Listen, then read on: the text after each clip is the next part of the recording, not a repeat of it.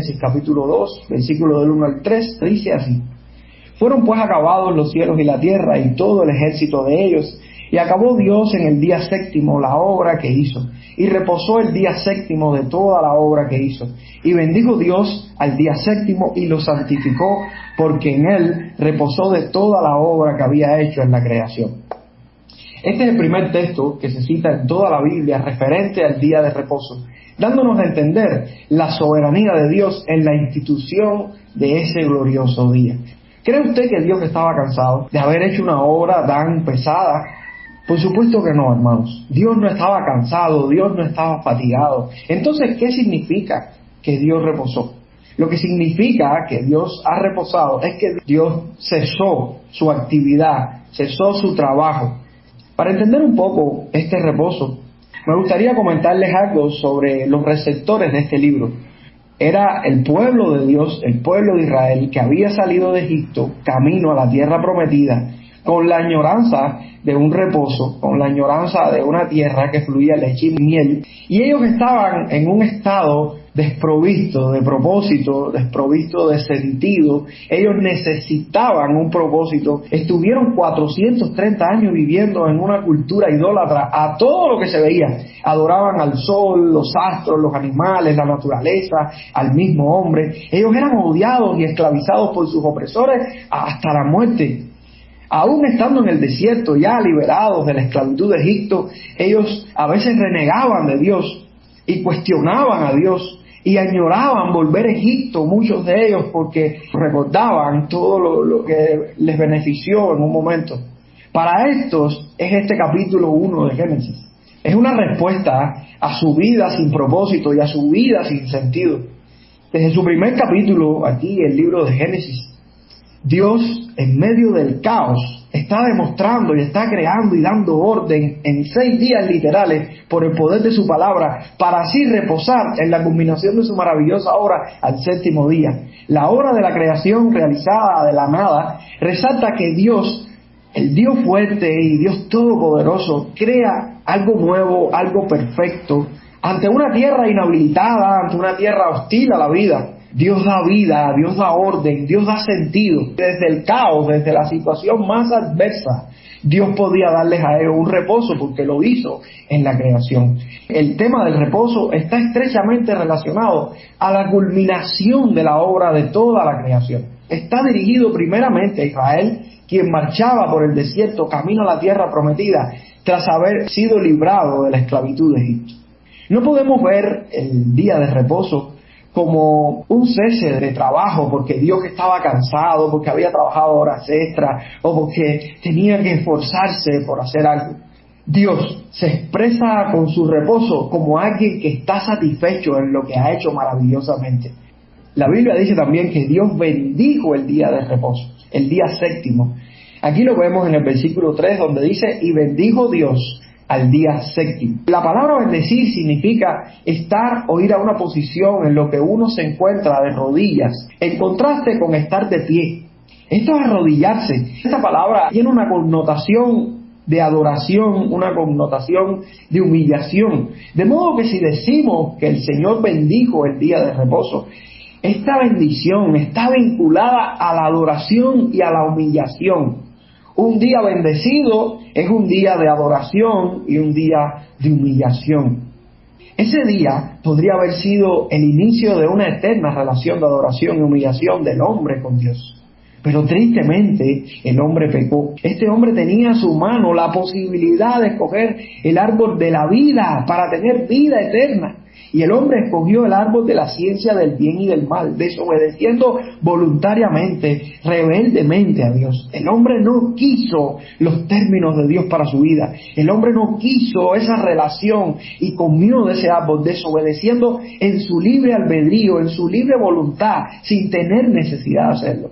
Esto se perdió y, pudiendo haber tenido una eternidad de reposo, se limitó a poder tener solamente un día de reposo dentro de toda la semana. Ese día se convertiría para el hombre y para el pueblo de Dios como el día de la graduación, como el día de la inauguración, como el día de la celebración. porque Dios bendijo ese día, el séptimo día, Dios lo bendijo. Y también, según la Biblia, Dios santificó el día séptimo. Dice el versículo 3, y bendijo Dios el día séptimo y lo santificó, porque en él reposó de toda la obra que había hecho en la creación. Como diría un comentarista, el santificar no era meramente declarar santo, sino comunicar el atributo de santo, estableciendo una relación viviente con Dios, el santo, elevando a una participación en la pura y clara luz de la santidad de Dios. La palabra santo significa apartar del uso común para Dios. Es un día diferente al resto de los días de la semana, que no tiene las mismas características que el resto de los días. Es un día que no se hace lo mismo que se hace en el resto de los días. Pero es algo que se separa para dedicárselo a Dios. No es nuestro día, es el día de Dios. No es el día en el que nosotros cogemos para hacer lo que no hemos hecho en el resto de la semana y para trabajar en lo que no hemos trabajado en el resto de la semana. Si Dios instituyó el día de reposo, ¿tendremos derecho a cambiar algo de lo que significa ese día para Él? Si leemos los 10 mandamientos, ahí está bien claro en la ley moral de Dios. ¿Por qué no lo debemos hacer? Simplemente porque la ley moral de Dios lo establece así. Y así se debe cumplir.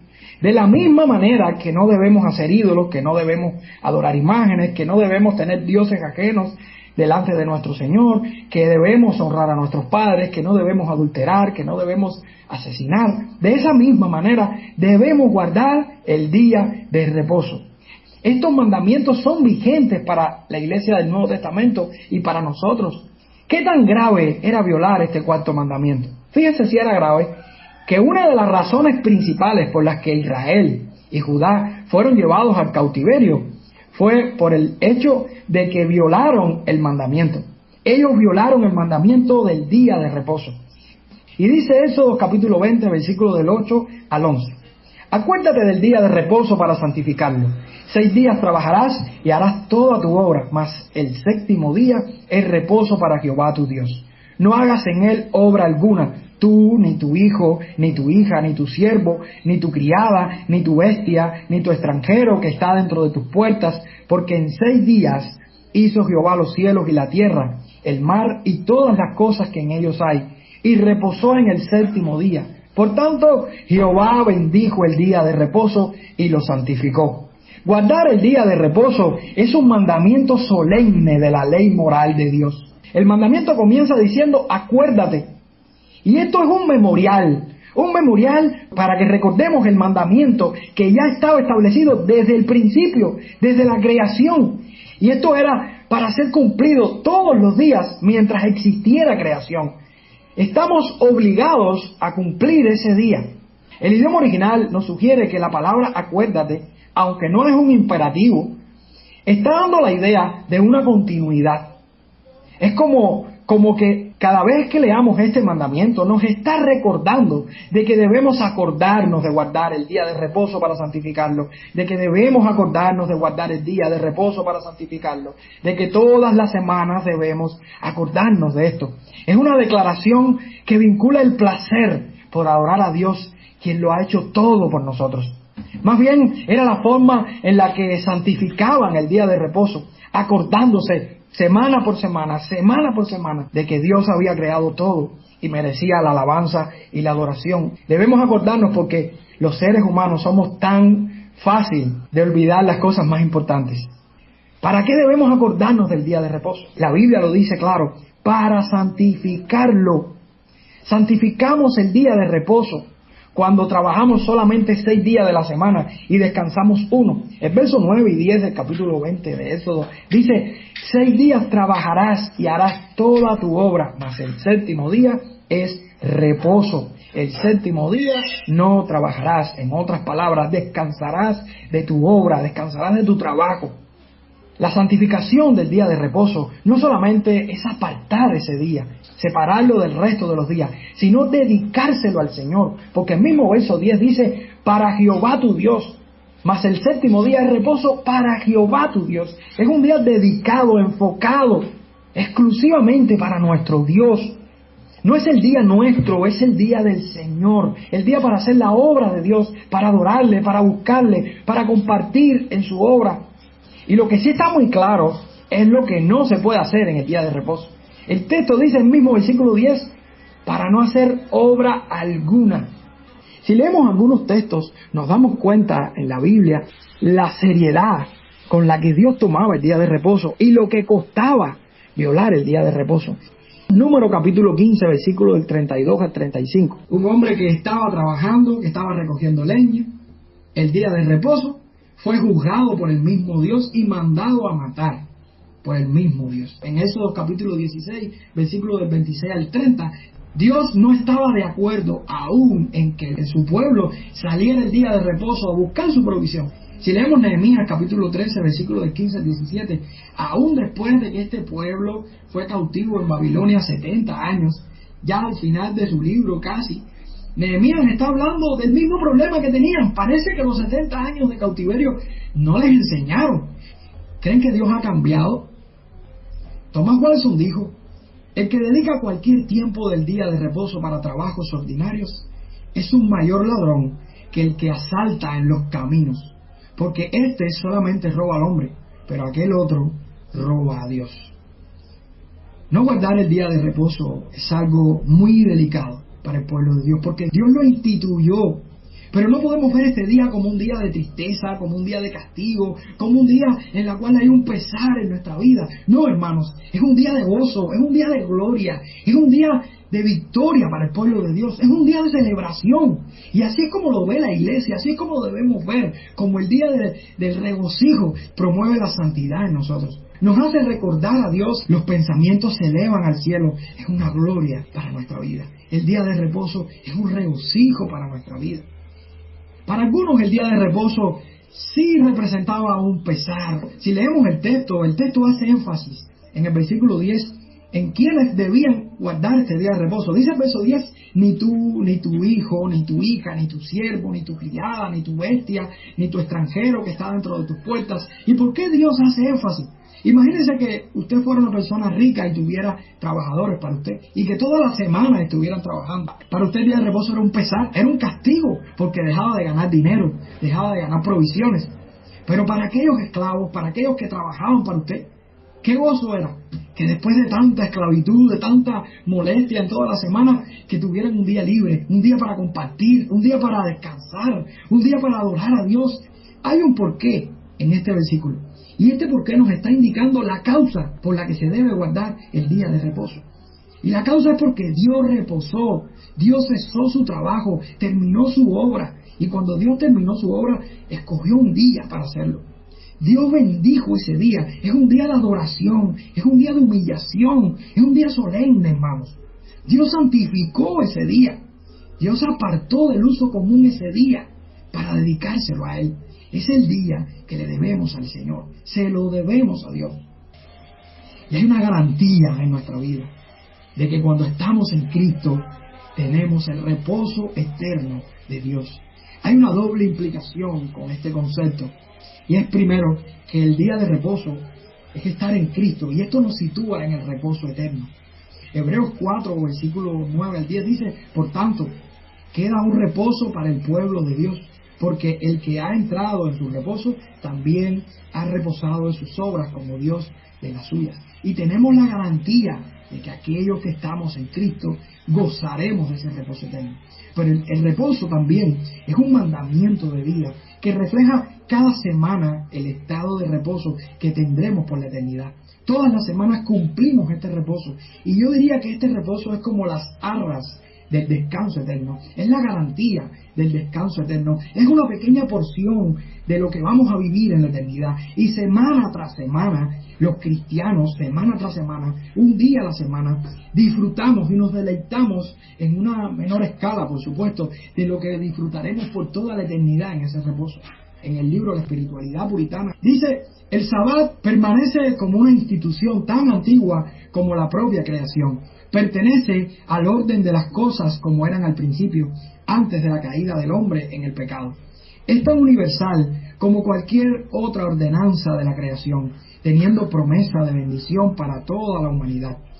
La promesa de redención y su cumplimiento solo añaden a la significación del Sabbat como día para ser observado por los redimidos del Señor. El día de reposo es un signo de la promesa de redención, tanto en su cumplimiento presente como en la consumación que aún está por llegar.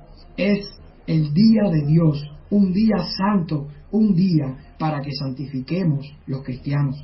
El día de reposo es un mandamiento establecido por Dios, de carácter obligatorio para el cristiano. ¿Qué tan implicados estamos en este mandamiento? ¿Seguiremos asumiendo la corriente de este mundo y comprometiéndonos en nuestra fe con lo que otros opinan aún dentro de las iglesias? ¿Cuánto nos acusa nuestra conciencia de la profanación que hemos dado a este día santo, santo de Jehová? Si Dios estableció un día de reposo desde la creación del mundo para ser guardado perpetuamente, tendrá la soberanía para definir a la luz del nuevo pacto que ese día de reposo es el domingo y no el sábado. Hay una razón importante por la que nosotros debemos entender de que no guardamos el día de reposo el sábado. La razón es porque Dios en su ley positiva, a través de la resurrección de Jesucristo, estableció un cambio de día en la ley que estableció para el hombre. La ley moral no cambia, pero sí fue intervenida en cuanto al día de reposo, ya que en una ley positiva fue establecido. La ley moral es escrita por Dios en el corazón del hombre en el momento de la creación. Fue dada a Adán al principio y está resumida para nosotros en los 10 mandamientos. A veces la vemos reflejada en la ley de la creación o incluso en la ley natural. De hecho, los hombres, sin conocer a Dios, saben que hay una ley que rige sus vidas, la violan con frecuencia, pero saben en su corazón de que es malo matar, de que es malo robar, de que hay una necesidad de adorar en su corazón. Esa ley está en sus corazones. Es la ley que está dada a los hombres en todos los tiempos y es la base de la obligación que tiene el hombre para con Dios en su forma de vida. De hecho, es la ley por la cual va a ser el mundo juzgado en los días del juicio final. Esta ley es una ley perpetua, una ley que no cambia, que no varía, que permanece. Ahora, ¿qué cosa es la ley positiva y cómo se diferencian ellas dos y cómo interactúan entre ellas dos? La ley positiva no es una ley que empieza desde la creación, es una ley que en el transcurso de la historia es añadida a la ley moral de Dios. Esta ley exige que sea revelada de una forma única por la revelación especial. ¿Qué cosa es la revelación especial? La Biblia, el mandamiento de Dios escrito en la Escritura. Ahora, esta ley solamente funciona cuando Dios es quien reforma, cuando Dios es quien interviene. En un momento de la historia, existiendo ya la ley moral anteriormente, Dios interviene con un cambio, con una ley en diferentes momentos de la historia, y esta ley se le llama ley positiva. Como los mandamientos positivos no son establecidos desde el principio como la ley moral, sino en el progreso del desarrollo histórico bíblico, no es pecado no haber cumplido un mandamiento positivo si antes no fue establecido. ¿Qué les quiero decir con esto? Que si la ley positiva en un momento de la historia es establecida, los que vivieron anterior a esa ley no pecan por no haber cumplido esa ley, porque esa ley no existía. La ley moral no es una ley positiva, porque la ley moral existe desde la creación y el hombre la tiene en su corazón y después fue llevada en tablas de piedra y está escrita en el Antiguo Testamento y en el Nuevo también. Ahora, la ley positiva fue añadida en momentos de la historia. Les pongo un ejemplo: la ley de la circuncisión, o sea, la circuncisión como señal del antiguo pacto que fue dada a Abraham con 99 años. Esa ley fue dada a Abraham en un momento de la historia. Antes de ese momento, Abraham fue unos capítulos antes justificado por Dios. Abraham fue salvo unos capítulos antes. Sin embargo, vemos cómo la señal de pertenecer a Dios y al pueblo de Dios y ese pacto que Dios hace con él, lo vemos unos capítulos después, unos de 15 a 29 años después de haber sido justificado. Abraham no pecó por no estar circuncidado antes de ser salvo.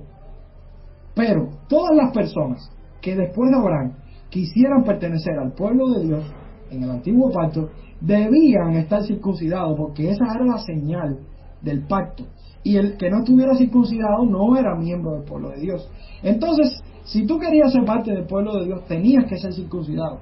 Y a partir de ahí, si no eras circuncidado, no tenías membresía al pueblo de Dios. Nos damos cuenta, por ejemplo, con el bautismo. Este es otro ejemplo. El bautismo fue establecido a partir de Juan el Bautista. Antes de Juan el Bautista, lo que existía era la circuncisión, era la señal del antiguo pacto. Y ahora vemos cómo en el nuevo pacto el bautismo toma la connotación de la señal del nuevo pacto como una ley positiva que intervino en el transcurso de la historia, que fue Dios quien lo estableció. ¿Cómo interactúa la ley positiva sin cambiar la ley moral?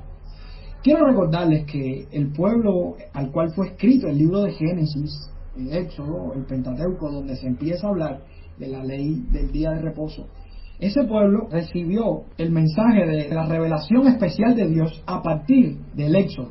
Los hombres que vivieron anterior a Moisés no tuvieron esa revelación especial, por lo que deducimos y creemos que ellos no tenían un día definido por el cual debían adorar a Dios. Ellos sí tenían en su corazón que tenían que guardar un día para el Señor, pero no tenían la revelación especial de Dios para definir cuál era el día.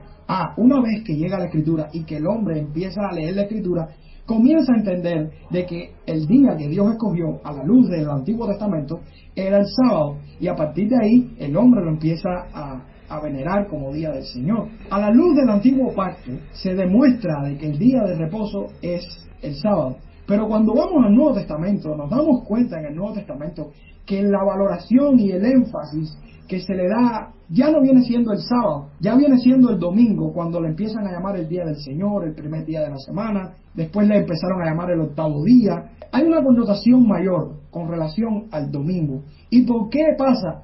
Pasa por el hecho de que Cristo resucitó el domingo, y a partir de ahí la historia empieza a tomar un sentido diferente. Recuerden que la ley decía que un profeta Dios iba a levantar, y que ese profeta había que escucharlo, y que el que no escuchara a ese profeta, Dios le pediría cuenta. Lo podemos leer en Deuteronomio 18, del 18 al 19. Y ese profeta es Jesús. Jesús, el profeta de Dios, el que establecía la palabra de Dios. Las palabras de Jesús eran firmes, pero las palabras de Jesús eran las mismas palabras de Dios. Entonces nos encontramos con un texto en el cual hay una controversia, en la que Jesús está con los discípulos, y los discípulos ven unas espigas y empiezan a comer. A esto se le levantaron los fariseos y empezaron a cuestionar por qué comían el día de reposo. Pero el Señor Jesús, en medio de esta discusión, le dice a los fariseos que Él era el Hijo del Hombre, Señor del día de reposo. ¿Sí? Lo podemos leer en Marcos capítulo 2, versículos del 23 al 28. Jesús quiso decir que Él es el Señor, que Él es el dueño, que Él es el legislador, que Él es quien manda en el día de reposo.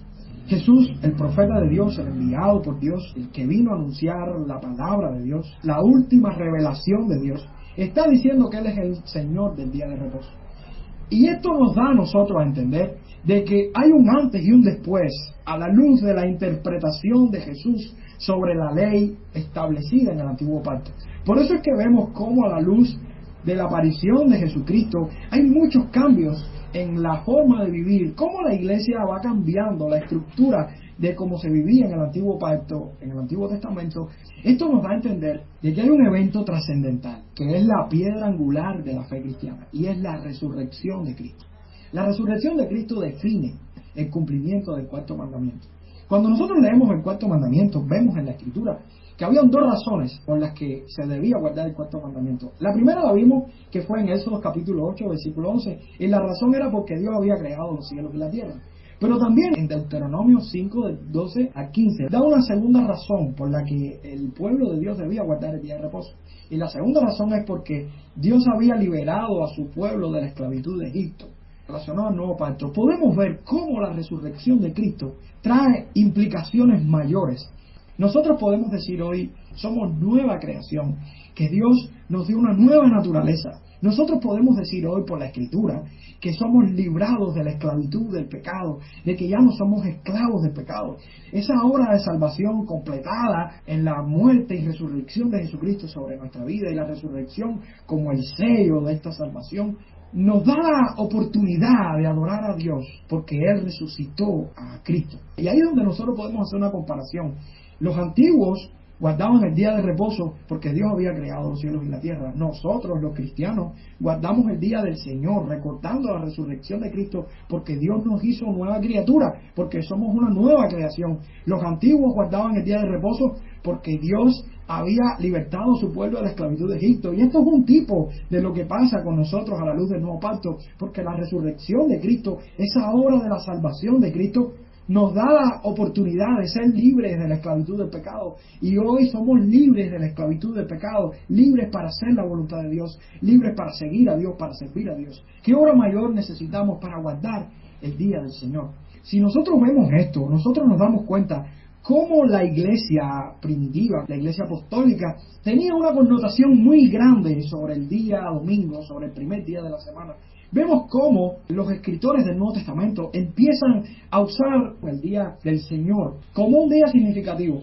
Si leemos a Lucas y a Juan, nos dan la definición precisa de cómo Jesús resucitó. Y ellos nos aclaran de que fue el primer día de la semana. El mismo Lucas, en el capítulo donde está hablando del primer día de la semana, cuando las mujeres fueron a ver el cuerpo de Jesús, vemos como unos versículos después está diciendo que el primer día de la semana, nuevamente, Jesús se le aparece a dos discípulos en el camino de Emaús. La aparición doble de Jesús a sus discípulos en el primer día de la semana, en Juan capítulo 20, versículo 19, y en Juan capítulo 20, versículo 26, también lo habla. Dos apariciones el día de domingo. Pentecostés fue la inauguración de la iglesia, y el domingo los apóstoles se reúnen, celebran la cena del Señor. Si leemos Hechos capítulo 20, versículos 16 al 12, nos damos cuenta cómo ese día era el día que se reunían los apóstoles con la iglesia para repartir la cena, para compartir la cena. Si leemos 1 Corintios 16, 2, nos damos cuenta de que la iglesia el domingo recogía las ofrendas. Aún si leemos a Apocalipsis capítulo 1, versículo 10, vemos cómo Juan el apóstol tiene su visión, la visión de ese libro glorioso. ¿Y cuándo fue? El día del Señor, el primer día de la semana. Los escritores del Nuevo Testamento nos están enfatizando algo, nos están dando a entender de que el domingo tiene una connotación muy diferente. No podemos desligar de que hay un legado en estos hombres que a lo largo de la historia se ha mantenido. En un principio, los cristianos, por razones de conciencia con los hermanos judíos, que eran los primeros que se fueron convirtiendo al cristianismo, ellos guardaban el séptimo día, pero también guardaban el domingo. Ellos comenzaron guardando los 2 días, sábado y domingo. Producto de los contratiempos que hubo con los judaizantes, solo se mantuvo el sábado como un día para ayunar. Ya no se consideraba el sábado sagrado, ni se suspendía trabajo por el sábado. Al contrario del domingo. El domingo para ellos tuvo una connotación mucho mayor. Se volvió el día de regocijo, se volvió el día de recoger las ofrendas, se convirtió en el día de oír la palabra del Señor y predicar la palabra del Señor. Y seguidores de aquellos apóstoles siguieron manteniendo esta verdad. Por ejemplo, si leemos la Didaqué, que circulaba en la época de la confección del Nuevo Testamento, si leemos a Ignacio de Antioquía, quien tuvo relación con los apóstoles y murió más o menos 15 años después de Juan el apóstol, aún Plinio el joven, en una carta escrita poco tiempo después de la muerte del apóstol Juan, informa al emperador Trajano que los cristianos tenían un día fijo para reunirse. Y era un día diferente al día que se reunían los judíos en su sábado. La epístola de Bernabé, Justino Mártir, hermanos, aún Tertuliano, refiere que en el día del Señor los cristianos, en honor a la resurrección del Señor, deben evitar todo lo que cause ansiedad y diferir todo asunto mundano para no dar lugar al diablo. Atanasio, hombres como Agustín, hombres como Isidoro, hombres como Inocencio, y pudiera estar mencionando un grupo de hombres que de verdad guardaron ese día.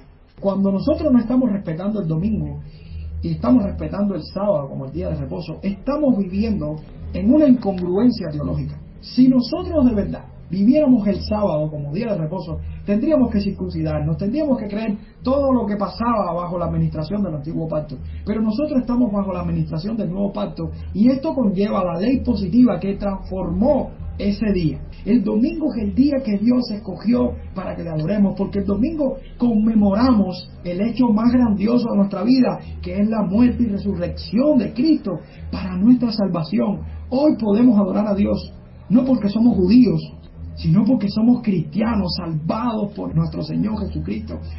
Y hay dos formas peculiares de profanar ese día.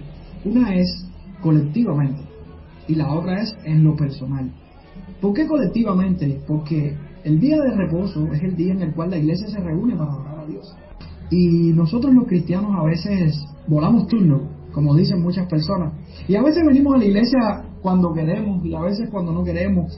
Debemos valorar esto, porque siempre que nosotros seamos negligentes en nuestra participación en los cultos, estamos violando este principio. Y lo mínimo que puede hacer un cristiano el domingo es ir a la iglesia, lo mínimo, hermanos, porque es el día del Señor, es el día en que se reúne la iglesia. Otro problema que a veces tenemos es que este día escogemos para hacer fiestas colectivas y hacer actividades en las cuales le damos el goce a nuestra carne. Hay 6 días de la semana, si usted quiere ir a una fiesta, por supuesto, siempre que no sea una fiesta pecaminosa. Pero sí debemos tener en cuenta de que el domingo es un día santo para Dios. A veces le fallamos también al Señor, porque cogemos ese día para atender negocios secundarios, negocios no tan importantes, pero sí negocios que nos reportan y en cierto sentido trabajamos en base a ellos. Asuntos que no hemos atendido en toda la semana y escogemos el domingo para hacer. Es el día en el que mucha gente se deleita frente a la televisión y se pasa horas y horas viendo la televisión, viendo las mismas películas que vemos el resto de la semana, que en casi todas, si no hay adulterio, hay asesinato, si no hay malas palabras, si no hay valores y enseñanzas muy negativas y contrarias a la palabra del Señor. ¿Cómo sería vivir este día de reposo y dedicándose al Señor si lo que estamos echando en nuestra mente es pecado, es lo que Dios no aprueba en su palabra? A veces nos entretenemos en tantas cosas que no nos reportan lo que nos debería reportar el contenido que debemos tomar el día del Señor. Y pudiera ponerle muchos ejemplos. Usted sabe como yo qué es lo que le está afectando y qué es lo que le está frenando y limitando en este día para adorar al Señor. ¿Cómo imitar en el día de reposo un pedacito de cielo en la tierra? ¿Qué haríamos y qué no haríamos ese día? No a nuestras obras personales. Comenta Williamson, el significado básico de la palabra Sabbat es cesación. El descansar, en términos de significado de este mandamiento, no significa dormir, no significa cesar de hacer trabajo y seguir nuestros pasatiempos favoritos. Lo que significa es cesar de la muchedumbre de cosas que nos absorben durante los demás días de la semana, ya sea empleo o entretenimiento. Esto significa no que somos libres de hacer cosas pecaminosas los demás días y no en el día del Señor, sino más bien que aún las cosas buenas que llaman nuestra atención los demás días se deben dejar de lado en este día. Por ejemplo, ver televisión, leer periódicos y revistas, hacer deporte. Es aceptable todo esto en la vida cristiana, pero no son apropiados para el día del Señor, porque el Sabbat significa cesar de estar haciendo estas cosas para dedicar un día exclusivamente a la adoración y a la lectura de la palabra de Dios. Y pudiéramos seguir leyendo el comentario de Williamson, pero hermanos, la realidad está en que hay muchas cosas buenas que nosotros hacemos durante toda la semana y no son pecados, pero el día del Señor no es el día para nosotros hacer nuestras obras personales, es el día para hacer la obra de Dios. Tenemos que decir no a nuestros deseos y motivaciones personales, no a esto. Una mirada clara al comportamiento de Jesús nos enseña y nos muestra cuáles eran los deseos y cuáles eran las obras que Jesús hacía ese día. Porque si leemos la vida de Jesús en los evangelios, nos damos cuenta que Jesús, el día de reposo, sanaba a los enfermos, enseñaba la palabra del Señor, se alimentaba y aún sus discípulos lo hacían, y aún cuando fue atacado se defendió, demostrando que en el mismo Antiguo Testamento David, el día de reposo, comió de la mesa donde no debía comer alguien que no fuera sacerdote. Jesús dice en una de sus defensas: ¿quién de vosotros, si su asno o su buey cae en algún pozo, no lo sacará inmediatamente, aunque sea en el día de reposo? El día de reposo es un día para hacer obras, pero no para hacer nuestras propias obras, sino para hacer obras de misericordia y obras de necesidad. Obras en las cuales Dios sea glorificado, obras en las cuales nosotros podamos adorar a Dios y podamos servirle en su obra. Hay muchas cosas que podemos hacer ese día y no podemos limitarnos a pensar de que es un día para orar solamente y leer la Biblia. podemos dar los cultos, podemos visitar a algunos enfermos, podemos visitar a algunos hermanos que han faltado a la iglesia, podemos comer juntos los cristianos para alentarnos en la fe y en el amor y en las buenas obras, podemos leer un buen libro cristiano. Miren que hay tantos libros cristianos buenos que podemos leer. Podemos ver una película incluso cristiana y compartirla entre familia y entre todas las familias, debatir sobre este tema, o entre hermanos. Podemos hacer aún un comentario y una publicación para transmitirla en las redes sociales, ¿por qué no? Pero siempre con la mentalidad de que no es nuestro día, no es el día para nuestro gozo, para nuestro deleite, es el día para la gloria de Dios, no a nuestras conversaciones personales. ¿Qué hacemos cuando nos reunimos los cristianos? Tristemente, la conversación entre cristianos hoy se concentra a deporte, a política, a crisis económica.